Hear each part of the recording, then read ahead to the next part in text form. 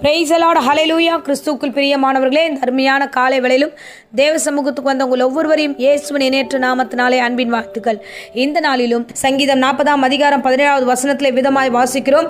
நான் சிறுமையும் எளிமையுமானவன், கர்த்தரோ என் மேல் நினைவாயிருக்கிறார். ஆமென், ஹல்லேலூயா.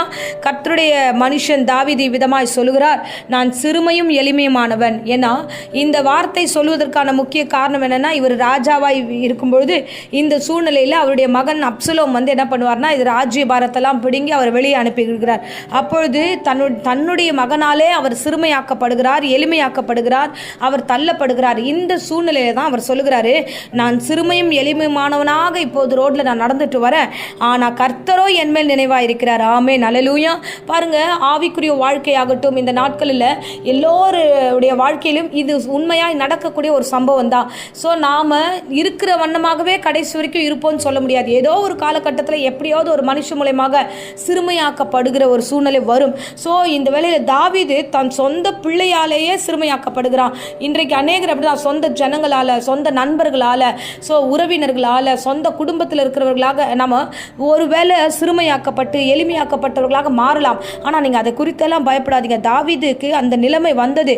அந்த நிலைமையில் அவர் என்ன சொல்கிறார், ஆண்டவரே என் துணையாக இருங்க, என்னை விடுவீங்க, எனக்கு தாமதியாதீங்க, நீங்கள் சீக்கிரமாக எனக்கு உதவி பண்ணுங்கன்னு சொல்லிட்டு அவர் விசுவாசத்தோட ஆண்டவரை நோக்கி, ஆண்டவரை சீக்கிரமாக வாங்கன்னு அவர் கேட்கிறாரு. இன்றைக்கு ஆண்டவர் உங்களுக்கு கொடுக்குற வார்த்தைமா என்ன தெரியுமா? உன் மீது கர்த்தர் நினைவாக இருக்கிறார், கர்த்தரோ என் மீது நினைவாக இருக்கிறார் என்ற விசுவாச வார்த்தையை இந்த வேளையில் அவர் சொல்லுகிறார். சங்கீதம் 115:10 சொல்லுது, கர்த்தர் நம்மை நினைத்திருக்கிறார், அவர் ஆசீர்வதிக்கிறார். நம்முடைய ஆண்டவர் நம்மை நினைக்கிறதுக்கான காரணம் என்னன்னா, ஆசீர்வதிக்கணும் தான் நினைக்கிறாரு. ஸோ நம்மளை சுற்றி இருக்கிறவங்க நம்மளை சிறுமைப்படுத்தலாம், நம்மளை சுற்றி இருக்கிறவங்க எளிமையாக நம்ம ஏழ்மைத்தனத்தில் நம்மளை தள்ளிவிடலாம், இல்லை அவதூறான வார்த்தைகளை சொல்லலாம், துன்பப்படுத்தலாம், துக்கத்தில் தள்ளலாம், ஸோ நம்மளை வெறுமையாக்கலாம், நம்மளை நம்ம கையில் இருக்கிறதெல்லாம் பிடுங்கி வெளியில் அனுப்பிடலாம். ஆனால் கர்த்தரோ நமக்கு ஆதரவாக இருக்கிறார், கர்த்தரோ நம் நினைவாக இருக்கிறார். ஹல்லேலூயா. ஸோ வசனத்தின்படி பார்த்தா இன்னைக்கு கர்த்தருடைய வார்த்தை சொல்லுகிறது, கர்த்தரோ நமக்கு ஆதரவாக இருக்கிறார். ஆமென். ஸோ இந்த நாட்களில் கர்த்தருடைய ஆதரவு தான் நமக்கு தேவை. நம்மளை ஒடுக்குகிறவர்கள், நம்மளை எளிமைப்படுத்துகிறவர்கள், சிறுமைப்படுத்துகிறவர்கள், நம்மளை கீழே தள்ளுகிறவர்களுக்கு மத்தியில் கர்த்தர் நமக்கு ஆதரவாக இருக்கிறார். மனுஷனுடைய நினைவெல்லாம் எப்படின்னா, நம்மளை மேலே கொண்டு வரணுன்றதெல்லாம் இல்லை, நம்மளை ஒடுக்கணுன்றது தான் இருக்குது. ஆனால் கர்த்தர் நமக்கு ஆதரவாக இருக்கிறார். ஆதரவாக இருந்தால் என்ன நடக்கும் அப்படின்னா, சங்கீதம் 115 இவ்விதமாய் சொல்லுகிறது, கர்த்தர் நம்மை நினைத்திருக்கிறார், அவர் நம்மை ஆசீர்வதிக்கிறார். யாரை ஆசீர்வதிக்கிறார்? தேவ ஜனமே, இஸ்ரவேல் ஜனமே, உன்னை ஆசீர்வதிக்க அவர் விருப்பமாக இருக்கிறார். ஹல்லேலூயா. தேவனுடைய நினைவு மேலானது, உயர்ந்தது. நம்மளை உயர்த்துவதற்காகவே அவர் இறங்கி வந்தார். ஆகையால் நீங்கள் மனுஷனை பார்க்கிறத விட்டுடுங்க. அந்த எளிமையான ஒரு சூழ்நிலை தள்ளுகிற, நம்மளை சிறுமைப்படுத்தி நம்மளை ஒடுக்குகிற அந்த ஜனங்கள் மீது நீங்கள் உங்கள் கவனத்தை வைக்காதீங்க, அவங்க மீது நம்பிக்கை வைக்காதீங்க. அவர்கள் நம்மளை தேவையில்லாத காரியங்களுக்கு நேராக கொண்டு போவார்கள். நீங்கள் தேவனை நோக்கி பாருங்க, உன்னதமானவர் உங்களுக்கு கொடுத்த வாக்குத்தத்தத்தை நோக்கி பாருங்க, அவர் உங்களை நிச்சயமாய் நடத்த வல்லவராக இருக்கிறார். ஹல்லேலூயா, ஹல்லேலூயா. ஸோ நமக்கு யார் ஆதரவு தேவை? நம்ம யார் ஆசீர்வதிக்கணும்? தேவாதி தேவன் ஒருவர் தான்.